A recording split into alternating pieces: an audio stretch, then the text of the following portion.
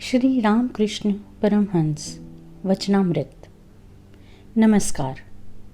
आज की अमृत वर्षा शुरू करने से पहले आप सभी से प्रेम निवेदन है कि चैनल सब्सक्राइब ज़रूर कीजिए, साथ ही बेल बटन अवश्य दबाएं तथा जो भी इस गहन व संतों के साथ यात्रा में हमारे साथ चलना चाहें उन तक वीडियो शेयर कर ये अमृत वर्षा ज़रूर पहुंचाएं। बेहतर अनुभव के लिए अनुरोध है कि आप अपने हेडफोन का प्रयोग अवश्य करें। आंख बंद कर संतों की संगति व भीतरी दुनिया को एक बार जरूर जिएं। श्री रामकृष्ण परमहंस की संगति जीने के लिए, अनुभव में उतरने के लिए आप सभी से अनुरोध है कि यह सीरीज शुरू से सुनें। श्री रामकृष्ण परमहंस वचनामृत। आइए सुनते हैं गतांग से आगे। गतांग से आगे। श्री रामकृष्ण ने बेलघर के श्री गोविंद मुखोपाध्याय के मकान पर शुभ आगमन किया है। रविवार 18 फरवरी 1883 ईस्वी। नरेंद्र, राम आदि भक्तगण आए हैं, पड़ोसी गण भी आए हैं। सवेरे 7-8 बजे के समय श्री रामकृष्ण ने नरेंद्र आदि के साथ संकीर्तन में नृत्य किया। कीर्तन के बाद सभी बैठ गए। कई लोग श्री रामकृष्ण को प्रणाम कर रहे हैं।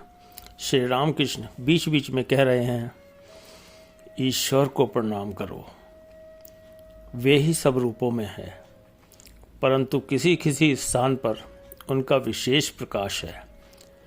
जैसे साधुओं में यदि कहो दुष्ट लोग भी हैं, बाघ सिंह भी तो हैं, तो वह ठीक है, परंतु बाघ रूपी नारायण से आलिंगन करने की आवश्यकता नहीं है।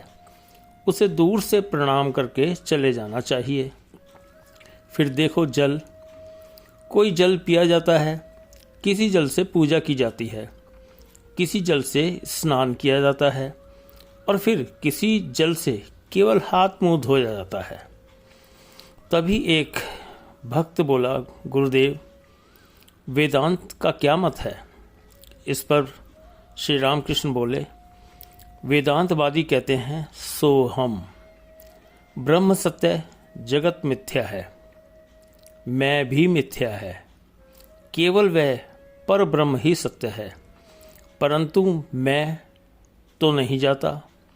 इसीलिए मैं उनका दास, मैं उनकी संतान, मैं उनका भक्त, यह अभिमान बहुत अच्छा है।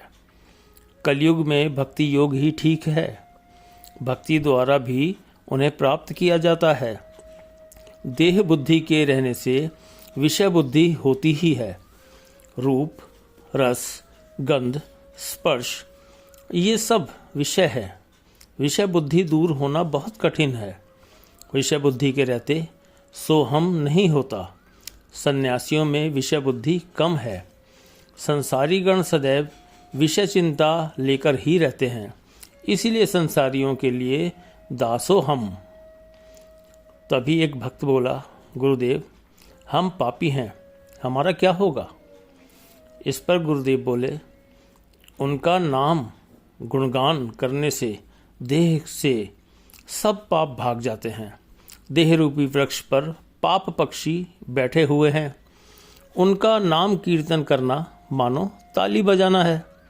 ताली बजाने से जिस प्रकार वृक्ष के ऊपर के सभी पक्षी भाग जाते हैं, उसी प्रकार उनके नाम गुण कीर्तन से सभी पाप भाग जाते हैं।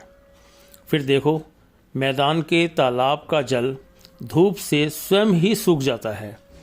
इसी प्रकार उनके नाम गुण कीर्तन से पाप रूपी तालाब का जल स्वयं ही सूख जाता है। रोज अभ्यास करना पड़ता है। सर्कस में देखाया, घोड़ा दौड़ रहा है, उस पर मेम एक पैर पर खड़ी है। कितने अभ्यास से ऐसा हुआ होगा? और उनके दर्शन के लिए कम से कम एक बार रो। यही दो उपाय हैं, अभ्यास और अनुराग, अर्थात उन्हें देखने के लिए व्याकुलता। दुमंजले पर बैठक खाने के बरामदे में श्री रामकृष्ण भक्तों के साथ प्रसाद पा रहे हैं। भोजन समाप्त होने के साथ ही नीचे के आंगन में एक भक्त गाने लगा। श्री रामकृष्ण गाना सुनकर समाधि मग्न हुए। सारा शरीर स्थिर है। हाथ प्रसाद पात्र पर जैसा था वैसा ही चित्र लिखित सा रह गया और भोजन न हुआ। काफ़ी देर के बाद भाव कुछ कम होने पर कह रहे हैं, मैं नीचे आऊँगा, मैं नीचे आऊँगा। एक भक्त उन्हें बड़ी सावधानी के साथ नीचे ले जा रहे हैं। आंगन में ही प्रातःकाल नाम संकीर्तन तथा प्रेमानंद में श्री रामकृष्ण का नृत्य हुआ था। अभी तक दरी और आसन बिछा हुआ है। श्री रामकृष्ण अभी तक भावमग्न हैं। गाने वाले के पास आकर बैठे। गायक ने इतनी देर में गाना बंद कर दिया था। श्री रामकृष्ण दीन भाव से कह रहे हैं, भाई और एक बार माँ का नाम सुनूंगा। गायक फिर गाना गा रहे हैं। गाना सुनते सुनते श्री रामकृष्ण फिर भावमग्न हो गए। परिच्छेद 24। श्री रामकृष्ण अपने कमरे में दोपहर को भोजन करके भक्तों के साथ बैठे हुए हैं। आज 25 फरवरी 1883 है। अभी अभी चौधरी की पत्नी का स्वर्गवास हो गया है। मन में शांति पाने के उद्देश्य से कुछ एक बार वे श्री रामकृष्ण के दर्शन करने के लिए आ चुके हैं। उन्हें उच्च शिक्षा मिली है। सरकारी पद पर नौकरी करते हैं। श्री रामकृष्ण राम आदि भक्तों से राखाल, नरेंद्र, भवनाथ ये सब नित्य सिद्ध हैं। जन्म ही से इन्हें चैतन्य प्राप्त है। ये लोग शिक्षा के लिए ही शरीर धारण करते हैं। एक श्रेणी के लोग और होते हैं, वे कृपा सिद्ध कहलाते हैं। एकाएक उनकी कृपा हुई कि दर्शन हुए और ज्ञान लाभ हुआ। जैसे 1000 वर्षों के अंधेरे कमरे में चिराग ले जाओ तो क्षण भर में उजाला हो जाता है। धीरे धीरे नहीं होता। जो लोग संसार में हैं उन्हें साधना करनी चाहिए। निर्जन में व्याकुल होकर ईश्वर को बुलाना चाहिए। चौधरी से, पंडित से वे नहीं मिलते और उन्हें विचार करके समझने वाला है कौन। उनके पाद पद्मों में जिससे भक्ति हो सबको वही करना चाहिए। उनका ऐश्वर्य अनंत है, समझ में क्या आए। भीष्म देव तो साक्षात अष्टवसुओं में से एक है। शरशैया पर रोने लगे। कहा, क्या आश्चर्य है। पांडवों के साथ सदा स्वयं भगवान रहते हैं, फिर भी उनके दुख और विपत्तियों का अंत नहीं। भगवान के कार्यों को कोई क्या समझे। कोई सोचते हैं कि हम भजन पूजन करते हैं, हम जीत गए, परंतु हार जीत उनके हाथों में है। यहाँ एक वेश्या मरने के समय ज्ञानपूर्वक गंगा स्पर्श करके मरी। तभी एक भक्त ने पूछा, प्रभु किस तरह उनके दर्शन हों। इस पर श्री रामकृष्ण बोले, इन आँखों से वे नहीं दिख पड़ते, वे दिव्य दृष्टि देते हैं, तब उनके दर्शन होते हैं। अर्जुन को विश्व रूप दर्शन के समय श्री भगवान ने दिव्य दृष्टि दी थी। तुम्हारी फिलॉसफी में सिर्फ हिसाब किताब होता है, सिर्फ विचार करते हैं, इससे वे नहीं मिलते। यदि राग भक्ति अनुराग के साथ भक्ति हो तो वे स्थिर नहीं रह सकते। भक्ति उनको उतनी ही प्रिय है जितनी बैल को सानी। राग भक्ति, शुद्धा भक्ति, अहेतुकी भक्ति, जैसे प्रहलाद की। तुम किसी बड़े आदमी से कुछ चाहते नहीं हो, परंतु रोज आते हो, उन्हें देखना ही चाहते हो। पूछने पर कहते हो, जी कोई काम नहीं, बस दर्शन करने के लिए आया था। इसे अहेतुकी भक्ति कहते हैं। तुम ईश्वर से कुछ चाहते नहीं, सिर्फ प्यार करते हो। ये कहकर श्री रामकृष्ण गाने लगे। मूल बात है ईश्वर में रागानुगा भक्ति और विवेक वैराग्य चाहिए। इस पर एक भक्त बोला, महाराज गुरु के न होने से क्या नहीं होता। श्री रामकृष्ण जवाब देते हैं, सच्चिदानंद ही गुरु हैं। शव साधना करते समय जब इष्ट दर्शन का मौका आता है तब गुरु सामने आकर कहते हैं, यह देख अपना इष्ट। फिर गुरु इष्ट में लीन हो जाते हैं। जो गुरु हैं वे ही इष्ट हैं। गुरु मार्ग पर लगा देते हैं। अनंत का तो व्रत पर पूजा विष्णु की ही की जाती है। उसी में ईश्वर का अनंत रूप विराजमान है। राम आदि भक्तों से यदि कहो किस मूर्ति का चिंतन करेंगे, तो जो मूर्ति अच्छी लगे उसी का ध्यान करना, परंतु समझना कि सभी एक हैं। किसी से द्वेष ना करना। शिव, काली, हरि सब एक ही के भिन्न भिन्न रूप हैं। वह धन्य है जिसको उनके एक होने का ज्ञान हो गया है। बाहर शैव, हृदय में काली, मुख में हरि नाम। कुछ कुछ काम क्रोध आदि के न रहने से शरीर नहीं रहता, परंतु कुछ लोग घटाने की ही चेष्टा नहीं करते। श्री रामकृष्ण केदार को देखकर कह रहे हैं, ये अच्छे हैं, नित्य भी मानते हैं, लीला भी मानते हैं। एक और ब्रह्म और दूसरी ओर देव लीला से लेकर मनुष्य लीला तक। केदार कहते हैं कि श्री रामकृष्ण के रूप में भगवान मनुष्य देह धारण कर अवतीर्ण हुए हैं। नित्य गोपाल को देखकर श्री रामकृष्ण बोले, इसकी अच्छी अवस्था है। फिर नित्य गोपाल से बोले, तू वहाँ ज़्यादा न जाना, कहीं एक आध बार चले गए। भक्त है तो क्या हुआ, स्त्री है ना, इसीलिए सावधान रहना। सन्यासी के नियम बड़े कठिन हैं। उनके लिए स्त्रियों के चित्र देखने की भी मनाही है। यह संसारियों के लिए नहीं है। यदि भक्त भी हो तो भी उससे ज़्यादा न मिलना चाहिए। जितेंद्रिय होने पर भी सन्यास को लोक शिक्षा के लिए यह सब करना पड़ता है। साधु पुरुष को 16 आना त्याग देखने पर दूसरे लोग त्याग की शिक्षा लेंगे, नहीं तो वे भी डूब जाएंगे। सन्यासी जगत गुरु है। अब श्री रामकृष्ण और भक्तगण उठकर घूमने लगे। मास्टर प्रहलाद के चित्र के सामने खड़े होकर देख रहे हैं। श्री रामकृष्ण ने कहा कि प्रहलाद की भक्ति अहेतु की भक्ति है। परिच्छेद 25। श्री रामकृष्ण दक्षिणेश्वर मंदिर में अपने कमरे में राखाल, मास्टर आदि 2-1 भक्तों के साथ बैठे हैं। शुक्रवार 9 मार्च 1883 अमावस्या का दिन है। श्री रामकृष्ण को सतत जगन माता का उद्दीपन हो रहा है। वे कह रहे हैं, ईश्वर ही वस्तु है, बाकी सब अवस्तु। माँ ने अपनी महामाया द्वारा मुग्ध कर रखा है। मनुष्यों में देखो, बद्ध जीव ही अधिक हैं।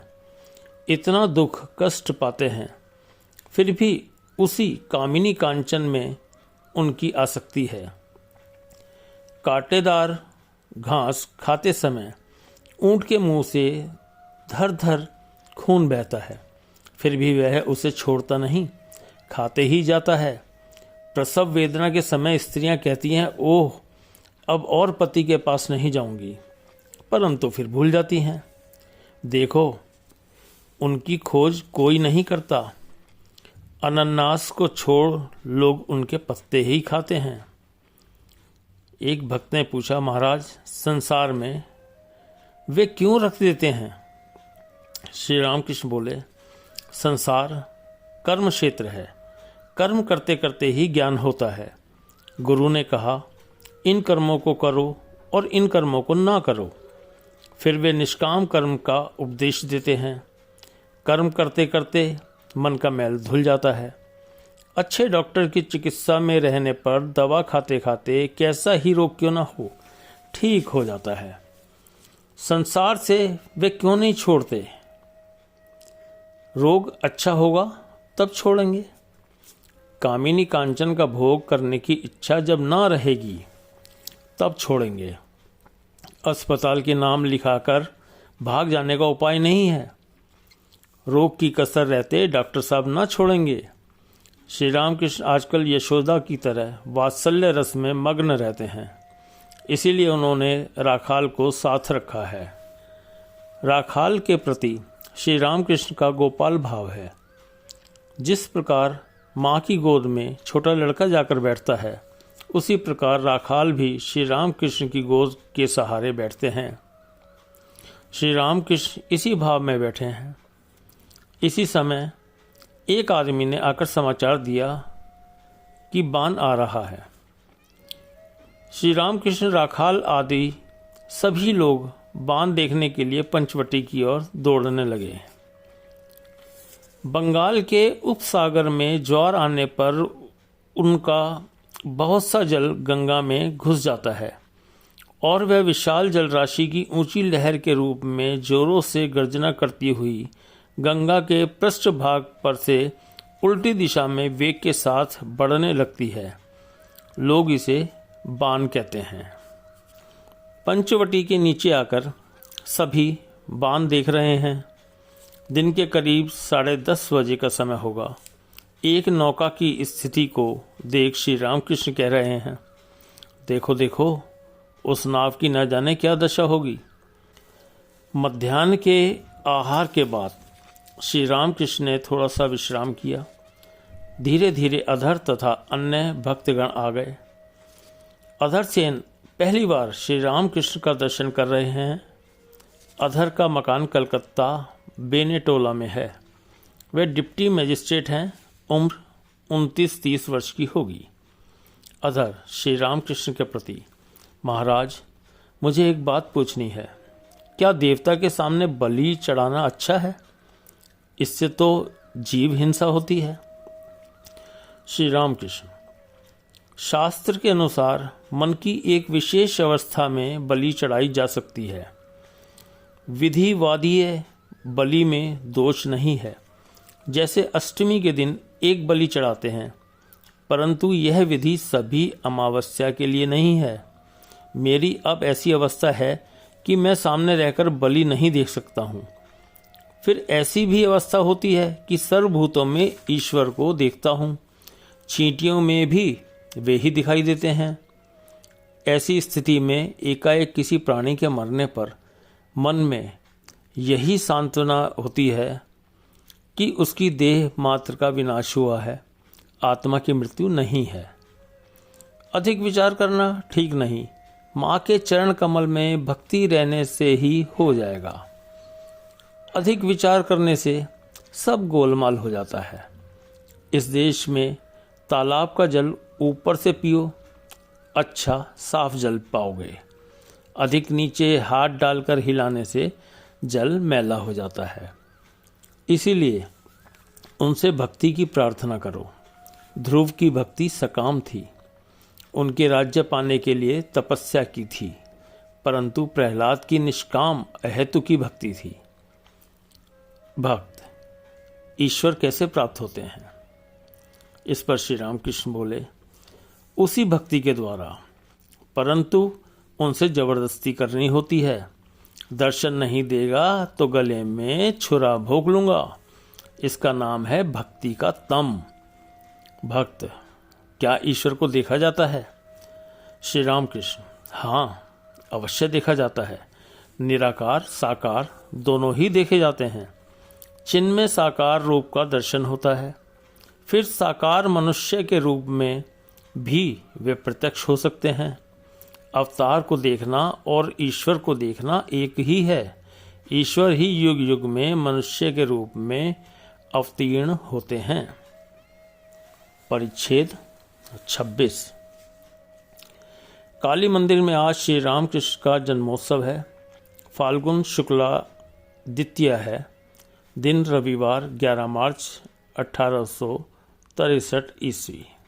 आज श्री रामकृष्ण के अंतरंग भक्त उन्हें लेकर जन्मोत्सव मनाएंगे।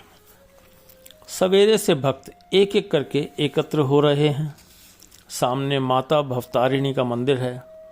मंगल आरती के बाद ही प्रभाती रागिणी में मधुर तान लगाती हुई नौबत बज रही है। श्री रामकृष्ण पूर्व वाले बरामदे में बैठे हुए इनके प्रसन्नतापूर्वक वार्तालाप कर रहे हैं। मास्टर ने श्री रामकृष्ण को भूमिष्ठ हो प्रणाम किया। श्री रामकृष्ण मास्टर से, तुम आए हो। लज्जा, घृणा, भय, इन तीनों के रहते काम सिद्ध नहीं होता। आज कितना आनंद होगा, परंतु जो लोग भगवान नाम में मस्त होकर नृत्य गीत न कर सकेंगे, उनका कहीं कुछ न होगा। ईश्वरी चर्चा में कैसी लज्जा और कैसा भय। अच्छा, तुम लोग गाओ। भवनाथ और काली कृष्ण गा रहे हैं। हाथ जोड़कर बैठे हुए मन लगाकर श्री रामकृष्ण गाना सुन रहे हैं। गाना सुनते सुनते आपका मन सीधे भाव राज्य में पहुंच गया है। श्री रामकृष्ण का मन सूखी दिया सलाई है। एक बार घिसने से उद्दीपना होती है। प्राकृत मनुष्य का मन भीगी दिया सलाई है। कितना ही घिसो पर जलती नहीं, क्योंकि वह विषयासक्त है। श्री रामकृष्ण बड़ी देर तक ध्यान में लगे हुए हैं। कुछ देर बाद काली कृष्ण भवनाथ से कुछ कह रहे हैं। काली कृष्ण श्री रामकृष्ण को प्रणाम करके उठे। श्री रामकृष्ण ने विस्मित होकर पूछा, कहाँ जाओगे? भवनाथ, कुछ काम है, इसीलिए वे जा रहे हैं। श्री रामकृष्ण, क्या काम है? भवनाथ, श्रमजीवियों के शिक्षालय में जा रहे हैं। श्री रामकृष्ण, भाग्य ही में नहीं है। आज हरिनाम कीर्तन में कितना आनंद होता है, देखा नहीं, उसके भाग्य ही में नहीं था। दिन के 8:30 या 9 बजे होंगे। श्री रामकृष्ण ने आज गंगा में स्नान नहीं किया। शरीर कुछ अस्वस्थ है। घड़ा भरकर पानी बरामदे में लाया गया। भक्त उनको स्नान करा रहे हैं। नहाते हुए श्री रामकृष्ण ने कहा, एक लोटा पानी अलग रख दो। अंत में वही पानी सर पर डाला। आज आप बड़े सावधान हैं। एक लोटे से ज़्यादा पानी सर पर नहीं डाला। स्नान के बाद मधुर कंठ से भगवान का नाम ले रहे हैं। धोया हुआ कपड़ा पहने 1-2 भक्तों के साथ आंगन से होते हुए काली माता के मंदिर की ओर जा रहे हैं। मुख से लगातार नाम उच्चारण कर रहे हैं। चितवन बाहर की ओर नहीं है। अंडे को सेते समय चिड़िया की दृष्टि जिस प्रकार होती है, उसी के सदृश हो रही है। काली माता के मंदिर में जाकर आपने प्रणाम और पूजा की। पूजा का कोई नियम न था। गंध पुष्प कभी माता के चरणों में देते हैं और कभी उनके सर पर। अंत में माता का निर्माल्य सर पर रख भवनाथ से कहा, यह लो डाब। माता का प्रसादी डाब था। डाब अर्थात कच्चा नारियल। फिर आंगन से होते हुए अपने कमरे की तरफ आ रहे हैं। साथ में भवनाथ और मास्टर हैं। भवनाथ के हाथ में डाब है। अब श्री रामकृष्ण अपने डेरे पर पहुँचे। देखा कि और भी कई भक्त आए हुए हैं। राम, नित्य गोपाल, केदार, चटर्जी आदि अनेक लोग आए हैं। उन्होंने श्री रामकृष्ण को भूमिष्ठ हो प्रणाम किया। आपने भी उनसे कुशल प्रश्न पूछा। श्री रामकृष्ण भक्त से, क्या तू वहाँ जाता है? नित्य गोपाल बालक की तरह, हाँ जाता हूँ, मुझे लीवा ले जाती है। श्री रामकृष्ण, अरे साधु सावधान, एक आध बार जाना बस, ज़्यादा मत जाना, नहीं तो गिर पड़ेगा। कामनी और कांचन ही माया है। साधु को स्त्रियों से बहुत दूर रहना चाहिए। वहाँ सब डूब जाते हैं। वहाँ ब्रह्मा और विष्णु तक लोटपोट हो जाते हैं। भक्त ने सब सुना। मास्टर, क्या आश्चर्य की बात है। इन भक्त की परमहंस की अवस्था है। यह तो आप स्वयं ही कहते हैं। इतनी उच्च अवस्था होते हुए भी इनके पतन की आशंका है। साधुओं के लिए आपने क्या ही कठिन नियम बना दिए हैं। स्त्रियों के साथ अधिक मिलने जुलने से साधु का पतन होने की संभावना रहती है। यह उच्च आदर्श सामने न रहे तो भला जीवों का उद्धार कैसे हो। वह स्त्री तो भक्त ही है, फिर भी भय है। अब समझा श्री चैतन्य देव ने छोटे हरिदास को इतनी कठोर सजा क्यों दी थी। महाप्रभु के मना करने पर भी हरिदास ने एक भक्त विधवा से वार्तालाप किया था, परंतु हरिदास सन्यासी थे, इसीलिए महाप्रभु ने उन्हें त्याग दिया। कितनी कठोर सजा, सन्यासियों के लिए कितना कठिन नियम।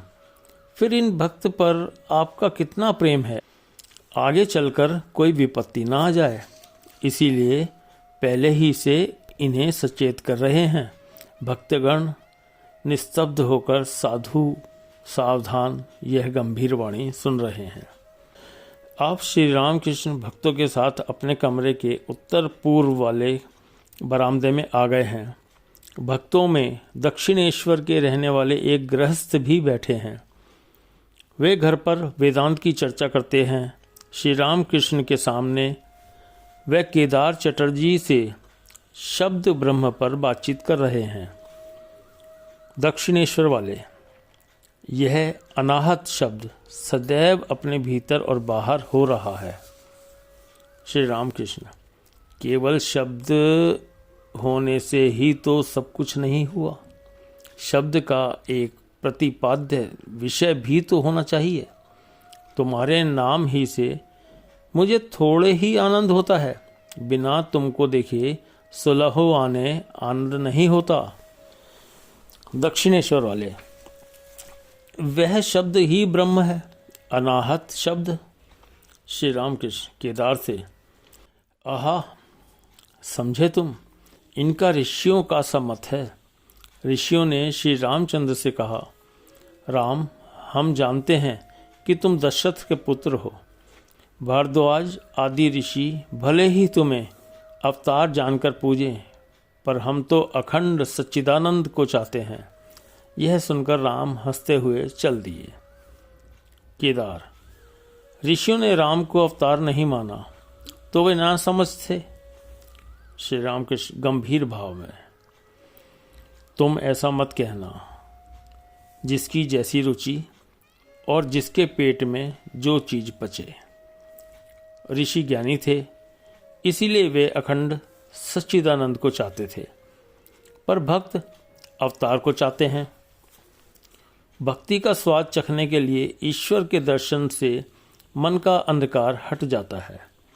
पुराणों में लिखा है कि जब श्री राम सभा में पधारे तब मानो वहाँ 100 सूर्यों का उदय हो गया। तो प्रश्न उठता है कि सभा में बैठे हुए लोग जल क्यों नहीं गए। इसका उत्तर यह है कि उनकी ज्योति जड़ ज्योति नहीं है। सभा में बैठे हुए सब लोगों के हृदय कमल खिल उठे। सूर्य के निकलने से कमल खिल जाते हैं। श्री रामकृष्ण खड़े होकर भक्तों से ये कह ही रहे थे कि एकाएक उनका मन बाहरी जगत को छोड़कर भीतर की ओर मुड़ गया। हृदय कमल खिल उठे, ये शब्द कहते ही आप समाधि मग्न हो गए। श्री रामकृष्ण उसी अवस्था में खड़े हैं। क्या भगवान के दर्शन से आपका हृदय कमल खिल उठा?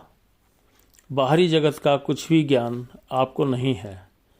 मूर्ति की तरह आप खड़े हैं, मुंह उज्ज्वल और साहस्य है। भक्तों में से कुछ खड़े और कुछ बैठे हैं। सभी निर्वाक होकर टकटकी लगाए प्रेम राज्य की इस अनोखी छवि को, इस अपूर्व समाधि दृश्य को देख रहे हैं। बड़ी देर बाद समाधि टूटी। श्री रामकृष्ण लंबी सांस छोड़कर बारंबार राम नाम उच्चारण कर रहे हैं। नाम के प्रत्येक वर्ण से मानो अमृत टपक रहा है। श्री रामकृष्ण बैठे हैं। भक्त भी चारों तरफ बैठकर उनको एकटक देख रहे हैं। श्री रामकृष्ण भक्तों से, जब अवतार आते हैं तो साधारण लोग उनको नहीं जान सकते। वे छिपकर आते हैं। 2 ही 4 अंतरंग भक्त उनको जान सकते हैं। राम पूर्ण ब्रह्म थे, पूर्ण अवतार थे। यह बात केवल 12 ऋषियों को मालूम थी। अन्य ऋषियों ने कहा था, राम, हम तो तुमको दशरथ का बेटा ही समझते हैं। अखंड सच्चिदानंद को सब कोई थोड़े ही समझ सकते हैं, परंतु भक्ति उसी की पक्की है जो नित्य को पहुंचकर विलास के उद्देश्य से लीला लेकर रहता है। विलायत में क्वीन रानी को जब देखकर आओ तब क्वीन की बातें, क्वीन के कार्य, इन सब का वर्णन हो सकता है। क्वीन के विषय में कहना तभी ठीक उतरता है। भरद्वाज आदि ऋषियों ने राम की स्तुति की थी और कहा था, हे राम, तुम ही वह अखंड सच्चिदानंद हो। हमारे सामने तुम मनुष्य के रूप में अवतीर्ण हुए हो। सच तो यह है कि माया के द्वारा ही तुम मनुष्य जैसे दिखते हो।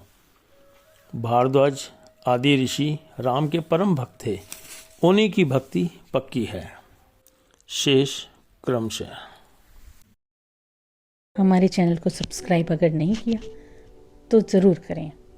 वह इस वीडियो को जिन लोगों तक आपको लगे पहुंचना चाहिए उन तक ज़रूर पहुंचाएं। मिलते हैं जल्दी। धन्यवाद।